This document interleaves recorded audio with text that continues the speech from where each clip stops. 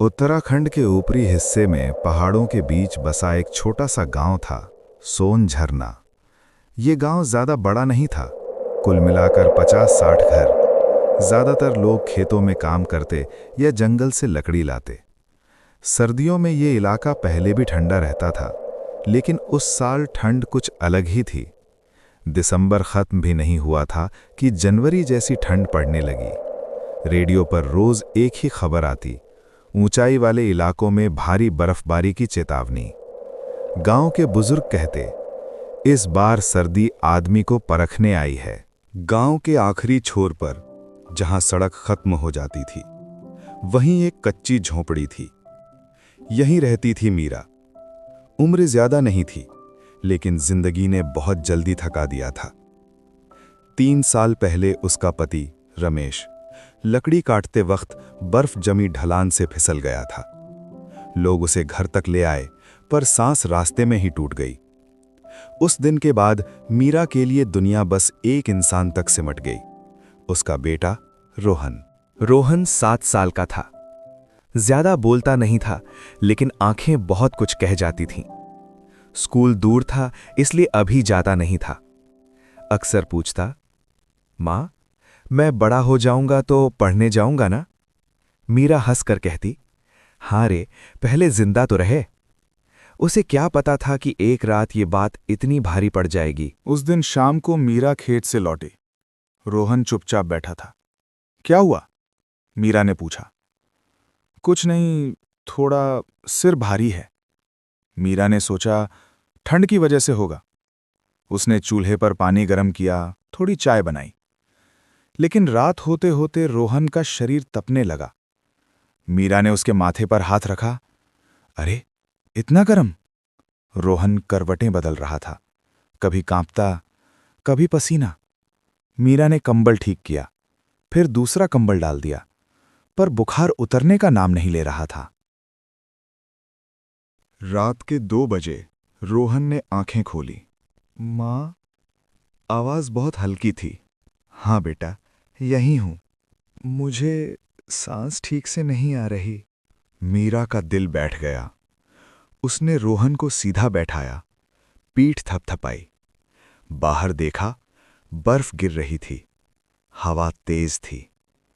उसके दिमाग में एक ही बात घूम रही थी, डॉक्टर।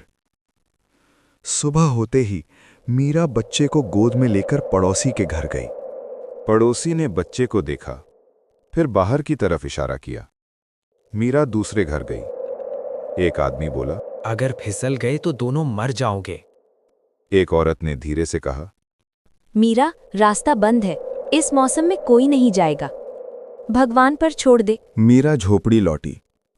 रोहन अब ठीक से बोल भी नहीं पा रहा था। मीरा ने पुराने कंबल, एक फटा हुआ स्वेटर और रस्सी निकाली। उसने रोहन को सीने से बांध लिया। दरवाजा खोलते ही ठंडी हवा ने जैसे सांस रोक दी। बर्फ घुटनों तक थी, हर कदम भारी। मीरा चलती रही।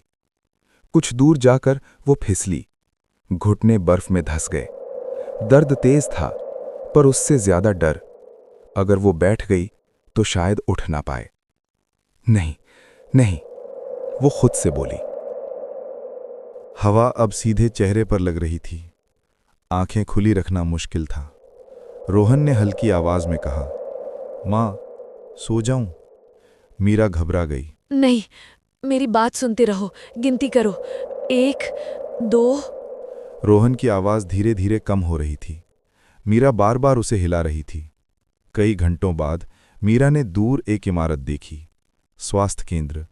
उसने आवाज लगाई, कोई है? मीरा को जब होश आया तो सबसे पहले उसे अपने शरीर में अजीब सी जकड़न महसूस हुई। हाथ हिलाने की कोशिश की तो उंगलियों में सुई सी चुभन हुई। छत को देखती रही कुछ देर, फिर अचानक उसे याद आया, रोहन। उसने हड़बड़ाकर पूछा, मेरा बच्चा कहाँ है? मैं उसके पास जाना चाहती हूँ। पास खड़ी नर्स ने कहा, डरो मत बहन, बच्चा ठीक है, अभी सो रहा है। मीरा ने करवट बदलने की कोशिश की, लेकिन शरीर ने साथ नहीं दिया। नर्स ने धीरे से कहा, डॉक्टर आने दो, तुम खुद भी बहुत ठंडी हो गई हो। थोड़ी देर बाद डॉक्टर आए। उम्र लगभग 50 के आसपास। थके हुए चेहरे पर गंभीरता थी।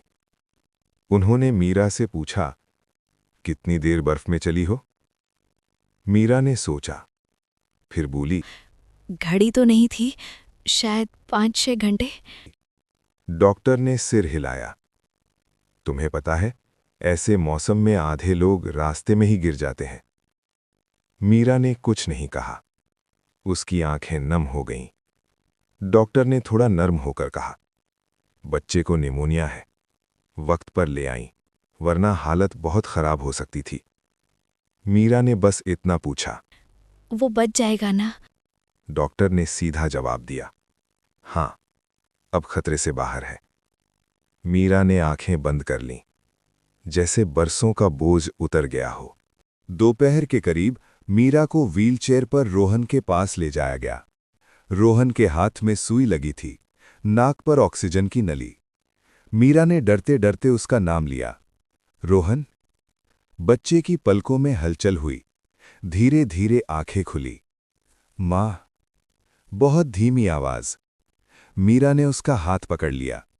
रोहन ने जैसे हिम्मत जुटाकर कहा, आप ठंड में चली गई थी ना?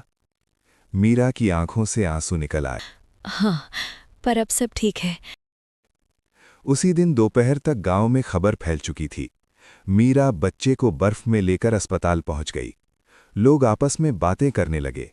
एक बोला, अगर रास्ते में गिर जाती तो? दूसरा बोला, हम भी तो वहीं थे, पर कोई नहीं निकला। एक बूढ़ी औरत ने धीरे से कहा, मां के लिए रास्ता नहीं देखा जाता। कई लोग चुप हो गए। तीसरे दिन जब मौसम थोड़ा साफ हुआ, कुछ गांव वाले अस्पताल आए। मीरा के सामने खड़े थे, नजरें नीचे। वही पड़ोसी जिसने दरवाजा नहीं खोला था, धीरे से बोला, मीरा, उस दिन हम डर गए थे। हम सब ने सोचा था कोई और मदद कर देगा। मीरा ने उसकी तरफ देखा, फिर बोली, मैं भी डरी हुई थी। उस दिन कोई और नहीं था। उसकी आवाज में शिकायत नहीं थी, बस सच्चाई थी। बुजुर्ग बोले, हम सब ने सोचा था कोई और मदद कर देगा। मीरा ने धीरे से कहा, उस दिन कोई और नहीं था। अस्पताल में रहते हुए मीरा को कई बार ठंड लगती, हाथ पैर सुन्न हो जाते। डॉक्टर ने बताया, तुम्हें हल्का फ्रॉस्ट बाइट हुआ है, समय रहते आ गईं, वरना उंगलियां भी जा सकती थीं। मीरा ने कुछ नहीं कहा।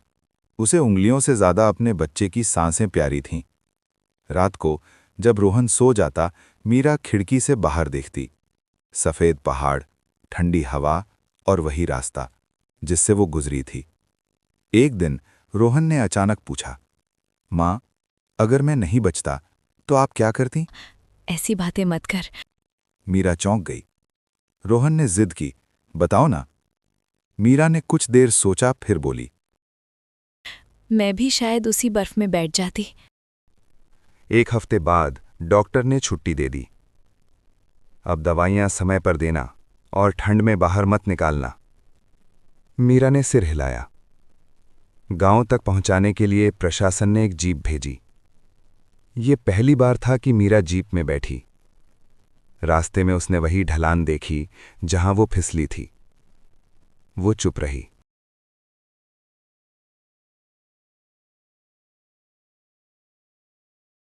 गांव पहुंचते ही लोग इकट्ठा हो गए।